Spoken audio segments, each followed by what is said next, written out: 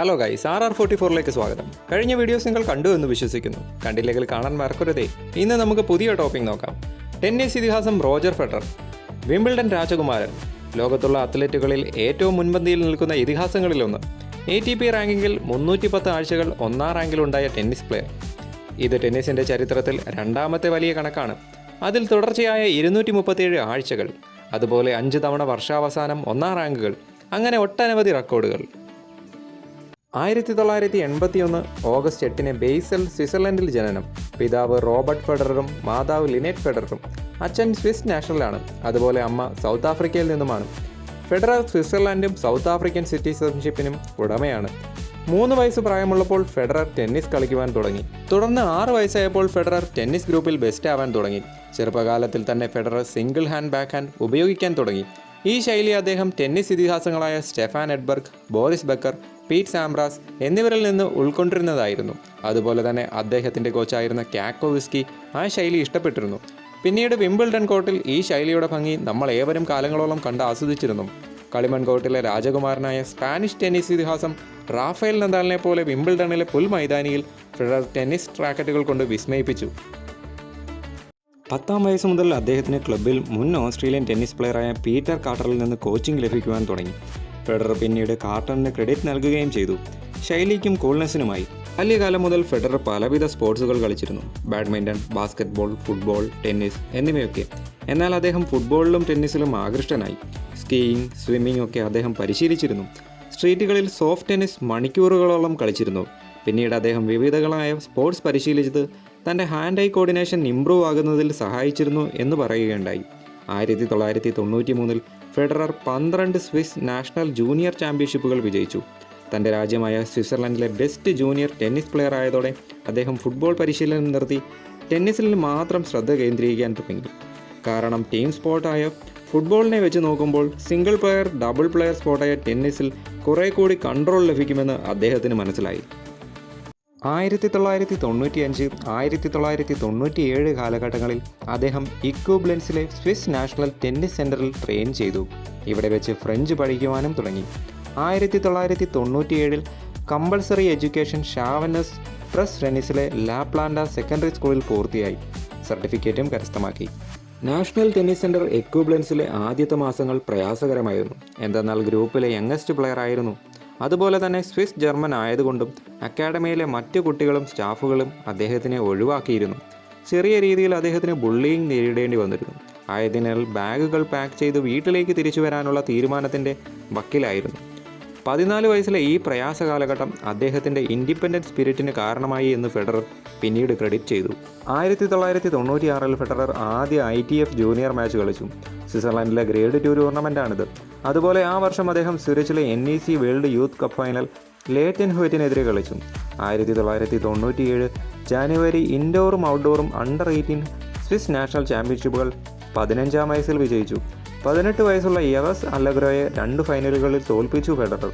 May മാസത്തിൽ Federer തൻ്റെ ആദ്യ ITF ജൂനിയർ ടൈറ്റിൽ വിജയിച്ചു. പിന്നീട് സെപ്റ്റംബറിൽ ഫെഡറർ 12 ATP പോയിന്റുകൾ നേടി. ATP റാങ്കിങ്ങിൽ 803-ലെത്തി. തൻ്റെ ഭാവി റൈവലായ ലേറ്റൻ ഹ്യൂറ്റിൽ നിന്ന് 5 സ്പോട്ടുകൾ ഉയരെയായിരുന്നു ഇത്. ഫെഡററിൻ്റെ ജൂനിയർ കരിയറിന് അവസാനമാകുന്നത് ജൂനിയർ ഓറഞ്ച് ബൗൾ മയാമിയിലാണ്. അതിൽ വിജയിയാവുകയും ചെയ്തു. 1998 അവസാനങ്ങളിൽ ജൂനിയർ സിംഗിൾസ് റാങ്കിങ്ങിൽ 1-ാം റാങ്ക് നേടി. ഡബിൾസിൽ 7-ാം റാങ്കും. അദ്ദേഹത്തിൻ്റെ പ്രൊഫഷണൽ കരിയറിൻ്റെ ആദ്യ ഫേസ് 1998 മുതൽ 2002 വരെയായിരുന്നു. ജൂലൈ 1998 17 വയസ്സുള്ളപ്പോൾ അദ്ദേഹം തൻ്റെ ATP ഡെബ്യൂ ചെയ്തു, സ്വിസ് ഓപ്പൺ സ്റ്റാഡിൽ. പിന്നീട് ആ വർഷം ATPയിലെ ആദ്യ വിജയവും കണ്ടെത്തി. 1998 ATP റാങ്കിങ്ങിൽ 301-ാം റാങ്കിൽ ഫിനിഷ് ചെയ്തു. 1999 ഏപ്രിലിൽ ഡേവിസ് കപ്പിൽ ഡെബ്യൂ ചെയ്തു.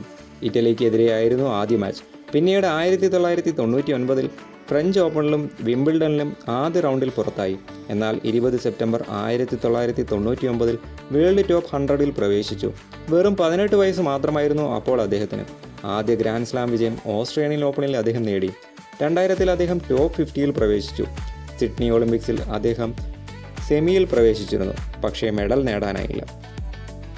ആദ്യ സിംഗിൾസ് ടൈറ്റിൽ 2001 മിലാൻ ഇൻഡോർ ടൂർണമെൻറ്റിൽ നേടി. അദ്ദേഹത്തിൻ്റെ ഇൻ്റർനാഷണൽ ബ്രേക്ക് ത്രൂ വിംബിൾഡൺ ചാമ്പ്യൻഷിപ്പിലായിരുന്നു. 19 വയസ്സുള്ള ഫെഡറർ 4 തവണ ഡിഫെൻഡിംഗ് ചാമ്പ്യനായ പീറ്റ് സാംപ്രാസിനെ 4ാമത്തെ റൗണ്ടിൽ തോൽപ്പിച്ചു. 5 സെറ്റ് മാച്ച് ത്രില്ലറായിരുന്നു ആ മാച്ച്. പീറ്റ് സാംപ്രാസിൻ്റെ 31 മാച്ച് വിന്നിംഗ് സ്ട്രീക്ക് അതോടെ സമാപിച്ചു. അദ്ദേഹത്തിൻ്റെ ആദ്യ ഗ്രാൻഡ് സ്ലാം ചാമ്പ്യൻഷിപ്പ് 2003 വിംബിൾഡണിലായിരുന്നു. ഈ ചാമ്പ്യൻഷിപ്പ് വിജയത്തോടെ ജൂനിയർ സീനിയർ വിഭാഗങ്ങളിൽ വിംബിൾഡൺ വിജയിക്കുന്ന എലൈറ്റ് പട്ടികയിലേക്ക് ഫെഡറർ എത്തി. 2004 അദ്ദേഹത്തിൻ്റെ റെക്കോർഡ് ബ്രേക്കിംഗ് വർഷമായിരുന്നു. 3 ഗ്രാൻഡ് സ്ലാം ചാമ്പ്യൻഷിപ്പുകൾ അദ്ദേഹം നേടി. ആ വർഷത്തെ ഓസ്ട്രേലിയൻ ഓപ്പൺ ജയത്തോടെ 1ാം റാങ്കിലേക്ക് അദ്ദേഹം എത്തി.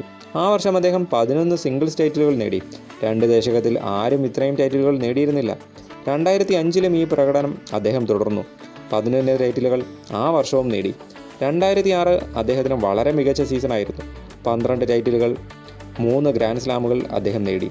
ഫ്രഞ്ച് ഓപ്പൺ ഫൈനലിൽ റാഫേൽ നദാലിനോട് പരാജയം നേരിട്ടു. 2007 ക്ലേ കോർട്ട് മത്സരങ്ങളിൽ കളിമൺ കോർട്ടിലെ രാജകുമാരനായ റാഫേൽ നദാലിൻ്റെ 81 match winning streak Federer break ചെയ്തു. ഹാംബർഗ് മാസ്റ്റേഴ്സ് ഫൈനലിൽ അദ്ദേഹം നദാലിനെ പരാജയപ്പെടുത്തി വിജയിച്ചു. 2008 അദ്ദേഹത്തിന് പരിക്കുകൾ കാരണം ചില ടൈറ്റിലുകൾ നഷ്ടമായി. എന്നിരുന്നാലും ബീജിംഗ് ഒളിമ്പിക്സിൽ ഡബിൾസിൽ ഗോൾഡ് നേടാൻ സാധിച്ചു. 2009 അദ്ദേഹത്തിന് കരിയർ ഗ്രാൻഡ് സ്ലാം പൂർത്തിയാക്കാൻ സാധിച്ചു. ആ വർഷം ഫ്രഞ്ച് ഓപ്പൺ കിരീടം അദ്ദേഹം നേടി. ആ വർഷം വിംബിൾഡൺ വിജയവും നേടി 1ാം റാങ്കിലേക്ക് തിരിച്ചെത്തി. അദ്ദേഹത്തിന് പിന്നീട് ഇങ്ങോട്ടുള്ള കരിയറിൽ ഏറ്റവും അധികം ടൈറ്റിലുകൾ വിംബിൾഡണിൽ നേടാൻ സാധിച്ചു. പരിക്കുകൾ ചില സമയത്ത് നേരിട്ടെങ്കിലും അതിനെയൊക്കെ ഫെഡറർ തരണം ചെയ്തു. പിന്നീട് 2017 ഓസ്ട്രേലിയൻ ഓപ്പണും വിംബിൾഡൺ ടൈറ്റിലും അദ്ദേഹം നേടി. 2018 അദ്ദേഹം 1ാം റാങ്കിൽ തിരിച്ചെത്തി. അതോടെ 1ാം റാങ്കിലെത്തുന്ന ഏറ്റവും പ്രായമുള്ള ടെന്നീസ് പ്ലെയർ എന്ന റെക്കോർഡും അദ്ദേഹം നേടി. വിംബിൾഡൺ 2021 ശേഷം അദ്ദേഹം മറ്റു ടൂർണമെൻറ്റുകളിൽ മത്സരിച്ചിരുന്നില്ല. പിന്നീട് 11 ജൂലൈ 2022 അദ്ദേഹം അൺറാങ്ക്ഡ് പ്ലെയറായി. പിന്നീട് 15 സെപ്റ്റംബർ 2022 വിരമിക്കലും പ്രഖ്യാപിച്ചു. ഇനി അദ്ദേഹത്തിൻ്റെ റെക്കോർഡുകൾ നോക്കാം. 5 വർഷം അദ്ദേഹം ATP player of the year ആയി. അതുപോലെ 5 തവണ ITF വേൾഡ് ചാമ്പ്യനായി. സ്പോർട്സ് ഫ്രട്ടേണിറ്റിയിൽ ഫെഡററിൻ്റെ പോപ്പുലാരിറ്റി വളരെ വലുതാണ്. ഫെഡററിൻ്റെ വരവോടെ ടെന്നീസിൻ്റെ പോപ്പുലാരിറ്റി കൂടാനും തുടങ്ങി. സ്പോൺസർഷിപ്പുകൾ, പ്രൈസ് മണി എന്നിവയിൽ വളർച്ചയും ഉണ്ടായി. റോജർ ഫെഡറർ 20 ഗ്രാൻഡ് സ്ലാം ടൈറ്റിലുകൾ വിജയിച്ചിട്ടുണ്ട്. ഇത് 3ാമത്തെ ഏറ്റവും വലിയ സംഖ്യയാണ്. നൊവാക് ജോക്കോവിച്ച്, റാഫേൽ നദാലുമാണ് മുമ്പിലുള്ളവർ. 8 വിംബിൾഡൺ ടൈറ്റിലുകൾ അദ്ദേഹം നേടി. അതിൽ തുടർച്ചയായ 5 ടൈറ്റിലുകൾ.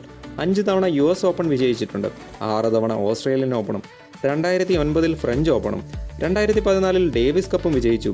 ഹോപ്പ്മൻ കപ്പ് 2001, 2018, 2019 വിജയിച്ചു. ATP ടൂർ ഫൈനൽസ് 6 തവണ വിജയിച്ചു. 2008 ബീജിംഗ് ഒളിമ്പിക്സിൽ ഡബിൾസിൽ ഗോൾഡ് നേടി. 2012 ലണ്ടൻ ഒളിമ്പിക്സിൽ സിംഗിൾസിൽ വെള്ളിയും. ടെന്നീസിൻ്റെ ഓപ്പൺ എറയിലെ ചരിത്രം നോക്കുമ്പോൾ ടെന്നീസിൻ്റെ ഗോൾഡൻ ഏജിലേക്ക് എത്തിക്കാൻ ഫെഡറർ വഹിച്ച പങ്ക് വളരെ വലുതാണ്. ടെന്നീസ് ഇതിഹാസങ്ങളായ നൊവാക് ജോക്കോവിച്ച്, റാഫേൽ നദാൽ, റോജർ ഫെഡറർ എന്നിവരുടെ കാലഘട്ടം എല്ലാവരിലും ഓർമ്മയുണ്ടാകും.